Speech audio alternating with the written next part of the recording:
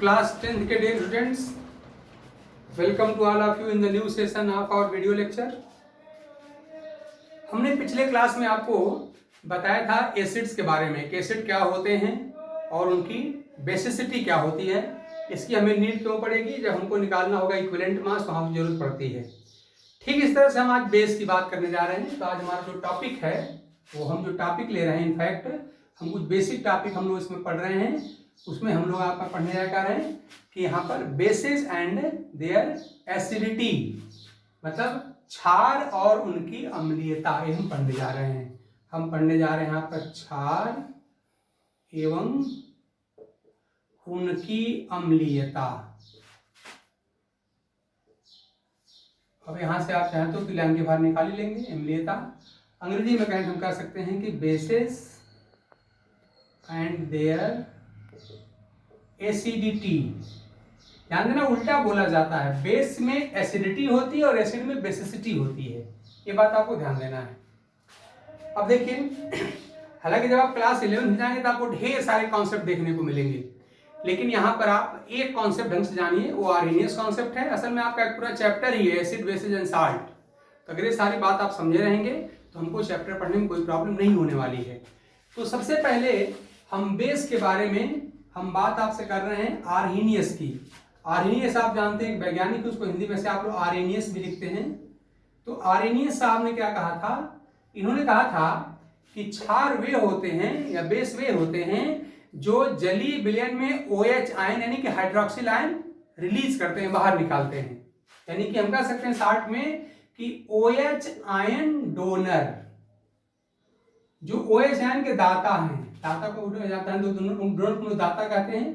तो OH ion donor दाता in aqueous medium या जलीय माध्यम, हिंदी में लिखते अगर तो जलीय माध्यम में, जलीय माध्यम में। तो आप कह सकते हैं कि आर्हेनियस के अनुसार बेस क्या है, तो आप कहेंगे वे सारे के सारे पदार्थ जो जलीय माध्यम में क्या करते हैं, OH आयन निकालते हैं, वो कहलाते हैं बेस या क्षार कहलाते हैं। उदाहरण देखिए मैं ले रहा हूं, मान लीजिए आप यहाँ पे देखो, मेट तो याद रखो, मेटल के जो हाइड्रोक्साइड होते हैं, हम लोग को इस साथ पढ़ना है, अपना चैप्टर है पूरा का पूरा, यहाँ पर लोगों का मेटल नॉन मेटल से हम लोग को पढ़ना है, सब पढ़ना है। तो आप जानते हैं मेटल, और आप मेटल के बारे में आप जानते ही हैं। तो मान लीजिए मैंने सोडियम ले लिया, तो मेटल एक बार याद रखो आप लोग सिंपली कि जो मेटल के जो हाइड्रोक्साइड्स होते हैं, याद रखिए मेटल के जो हाइड्रोक्साइड होते हैं सबके सब क्या होते हैं, सबके सब क्षारकीय होते हैं या बहुत अच्छे क्षार होते हैं। तो इसी रेफरेंस हम क्या ले रहे हैं, हम यहाँ पे सोडियम ले रहे हैं। देखिए, तो सोडियम का हाइड्रोक्साइड क्या होगा, हम लोग का बेस होगा। ऐसे ही पोटेशियम का हाइड्रोक्साइड भी क्या होगा, हम लोग का बेस होगा। ऐसे ही कैल्शियम भी मेटल है, इसका हाइड्रोक्साइड भी आप क्या करेंगे, ये बेस होगा। मैग्नीशियम का हाइड्रोक्साइड भी क्या होगा, ये बेस होगा। एल्युमिनियम का हाइड्रोक्साइड भी क्या होगा, ये बेस होगा। तो मेटल के जो हाइड्रोक्साइड होते हैं वो सब के सब क्या होते हैं, बेस होते हैं। अब अगर ये बेस हैं तो क्या करेंगे, इनको पानी में डाल दीजिए, जलीय विलयन में तो पानी में डाल दीजिए। तो अगर मैं इसको पानी में डालता हूं, याद रखिए, अगर मैं इसको एक्वस मीडियम में, एक्वस में तो होता है जलीय, जलीय में तो पानी डालते क्या हो जाएगा, ये OH आयन निकालेगा, और OH आयन निकल जाएगा, क्या बचेगा, इसका धातु आयन बन जाएगा। तो इस तरह से ये बदल जाएगा किसमें, एक मेटल केटायन और साथ में ये हाइड्रोक्सिल आयन बाहर निकालेगा। ऐसे ही KOH को भी आप पानी में डालिए, इसको अगर आप जल में डालते हैं तो क्या हो जाएगा, क्या बनाएगा, ये बनाएगा K+ आयन और OH- आयन। तो ये बनाएगा पोटेशियम आयन केटायन और यहाँ पर OH- आयन बन जाएगा। अगर हम कैल्शियम हाइड्रोक्साइड को लेते हैं, ध्यान देना, यही चूना है जो सुरती मिला के लोग खाते हैं, ये चूना यही है कैल्शियम हाइड्रोक्साइड, इसको हम लोग लाइम कहते हैं। तो इस तरह से ये क्या बनाएगा, ये कैल्शियम आप जानते हैं बाइवैलेंट, इसकी वैलेंसी 2 होती है, तो यहाँ पर बाइवैलेंट केटायन हो गया, और OH यहाँ पे 2 है, तो यहाँ पर क्या मिल जाएगा हमको, 2OH यहाँ पर मिल जाएगा। इसी प्रकार से मैग्नीशियम के पास आइए, मैग्नीशियम हाइड्रोक्साइड में, मैग्नीशियम भी आप जानते हैं बाइवैलेंट होता है, तो यहाँ पर बाइवैलेंट केटायन मिल जाएगा और 2 यहाँ पे OH आयन निकल जाएंगे, तो प्लस हम लोग का हो जाएगा 2OH आयन हाइड्रोक्सिल आयन। ऐसे अगर मैं एल्युमिनियम की बात करूं तो यहाँ भी साफ साफ आपको दिख रहा है, ये बदल जाएगा Al+3 में, और +3 यहाँ मिल जाएंगे OH-।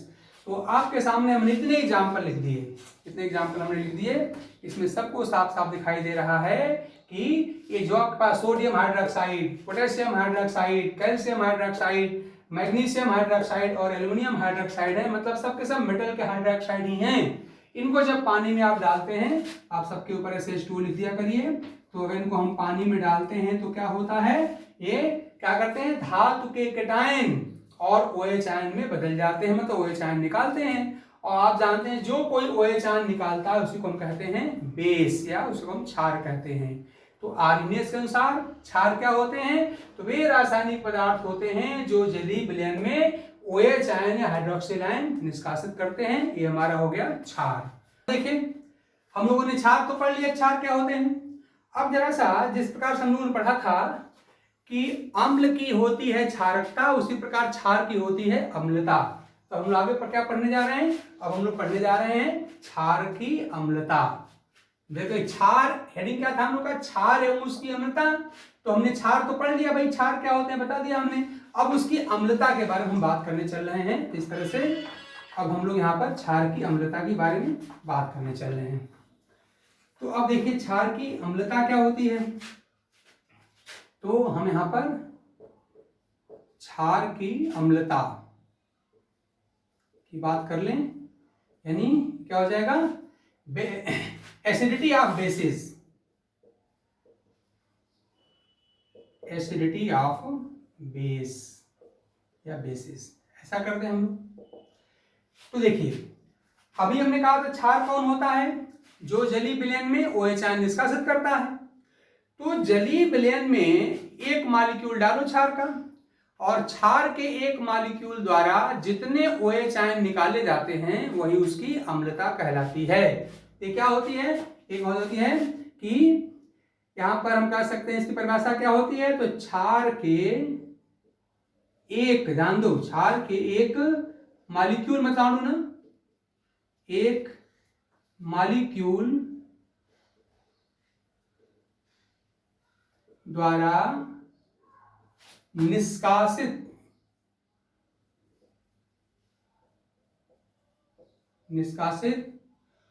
OH आयन की संख्या, यही है क्षार के एक अणु द्वारा निष्कासित OH आयन की संख्या गिननी है। तो आप देख रहे हैं अभी हमने जो एग्जांपल दिया था आपको, उसमें से कुछ क्षार जो है वो एक OH निकाल रहे थे, कुछ 2 OH निकाल रहे थे, कुछ 3 OH निकाल रहे थे।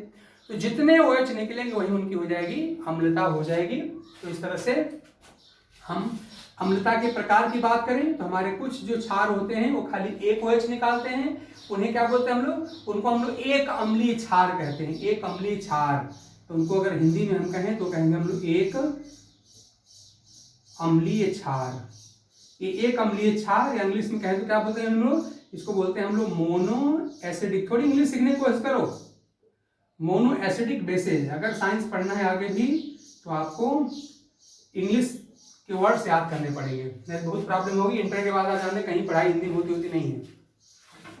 तो मोनो एसिडिक बेसेज, तो बाय डिफिनेशन क्या दिख रहा है कि ऐसे क्षार जिसके एक अणु से एक OH आयन निकले। उदाहरण आप ले लीजिए, जैसे मान लीजिए मैं एग्जांपल दे दूं आपको, अगर मैं यहाँ पर एक NaOH लेता हूँ, अभी मैंने लिखा हुआ था इसको पानी में आप डालेंगे तो क्या निकलेगा, यहाँ पर आपका निकल जाएगा सोडियम आयन, और केवल एक OH आयन यहाँ पे बाहर निकला, खाली एक ही तो बाहर निकला। इसी प्रकार हमने KOH भी लिखा था इसके पहले वाले एग्जाम्पल में, देखिए वही सब यहाँ पर है। इसको पानी में डालेंगे क्या हो जाएगा, ये बदल जाएगा पोटेशियम आयन में, और एक OH आयन यहाँ पर बाहर निकलेगा।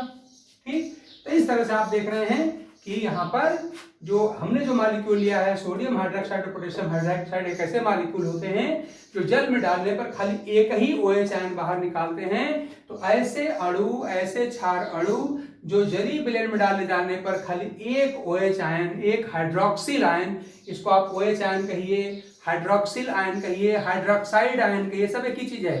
एक OH आयन निष्कासित करके उसको बोलते हैं हम लोग, यहाँ पर क्या नाम देते हैं, उसको बोलते हैं यहाँ पर एक अम्लीय क्षार, या अंग्रेजी में मोनो एसिडिक बेस कहते हैं। तो जिन क्षार के एक अणु द्वारा जल में डाले जाने पर खाली एक OH बाहर निकलता है उसे हम लोग एक अम्लीय क्षार कहते हैं। तो इस प्रकार से क्या करना है, हमें जस्ट काउंट करना है नंबर ऑफ OH, कितना OH बाहर निकला। तो अगर एक OH बाहर निकलेगा तो हम एक अम्लीय क्षार कह देंगे।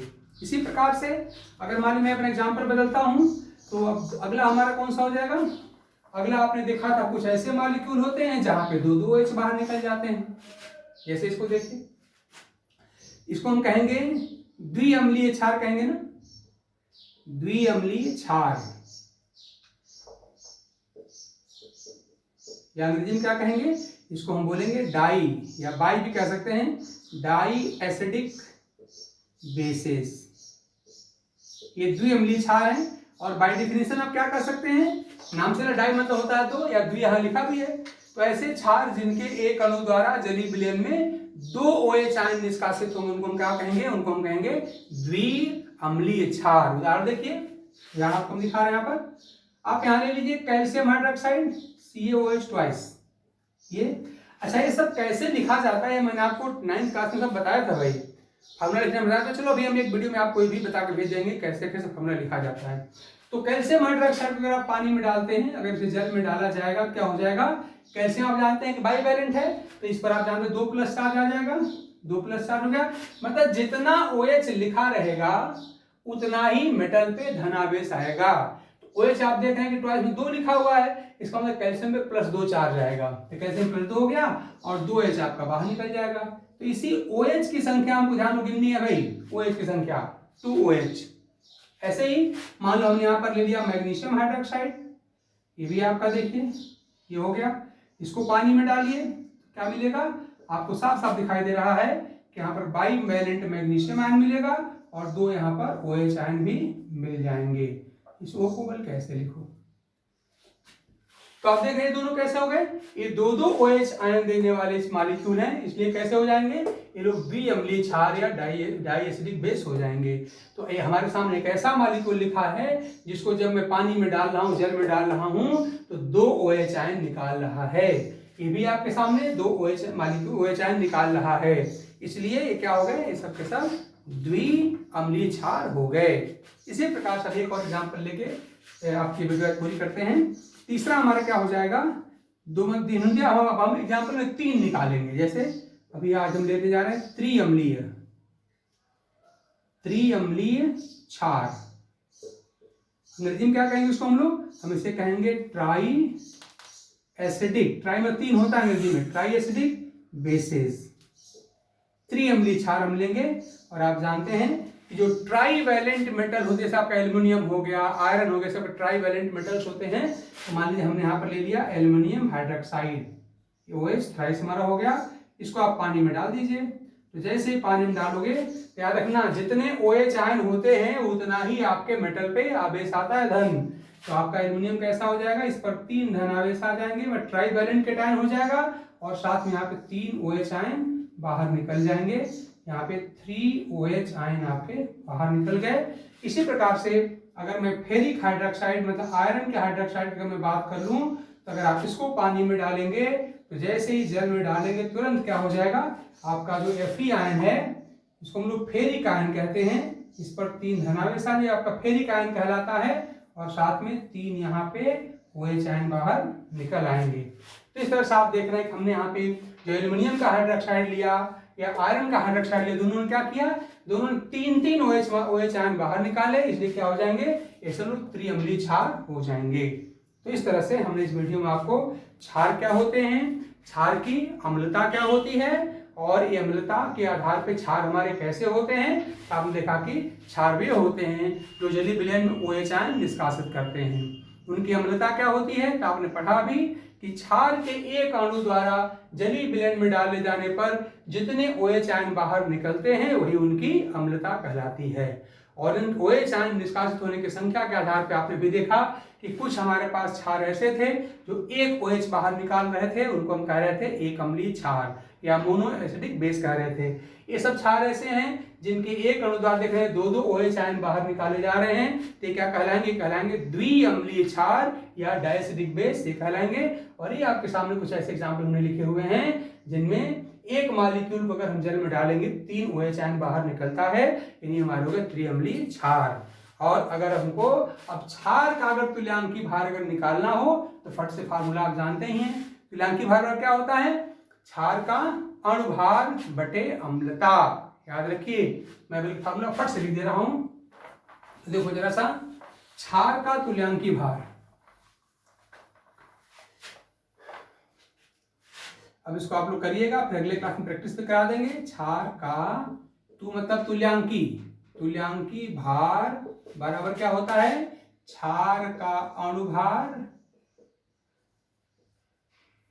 क्षार का अणुभार और बटे क्षार की अम्लता, बटे क्षार की अम्लता। तो इस फार्मूले से हम लोग क्षार का तुल्यांकी भार निकाल लेंगे। और तुल्यांकी भार बहुत इंपॉर्टेंट चीज है भाई। जब भी आपको लैब में कोई कंसंट्रेशन या कोई नॉर्मलिटी या नॉर्मलता वाला विलेन बनाना पड़ेगा तो वहां पर आपको इसकी बहुत ज्यादा आवश्यकता पड़ती है। तो अणुभार और तुल्यांकी भार दोनों कैसे निकाले जाते हैं अगली वीडियो में आपको हम बता देंगे। तब तक आप इस वीडियो को ढंग से देखिए, इसको रिवाइज करिए, रोक रोक के देखिए, मन लगा के देखिए। जो जो क्वेश्चन आपको, जो जो बातें आपको समझ में कम आती हैं, जो क्वेश्चन पर उठते हैं उनको आप नोट करिए और हमको जब क्लास का टाइम आपका होगा उसमें आप पूछिएगा तो उन सारे क्वेश्चन का आपका आंसर हम देंगे। और फिर कुछ क्वेश्चन भी आपके लिए भेजेंगे, उसको सॉल्व करिएगा। अगर नहीं आएगा फिर उसका हम सोल्यूशन भी आपको देंगे। तब तक के लिए थैंक यू।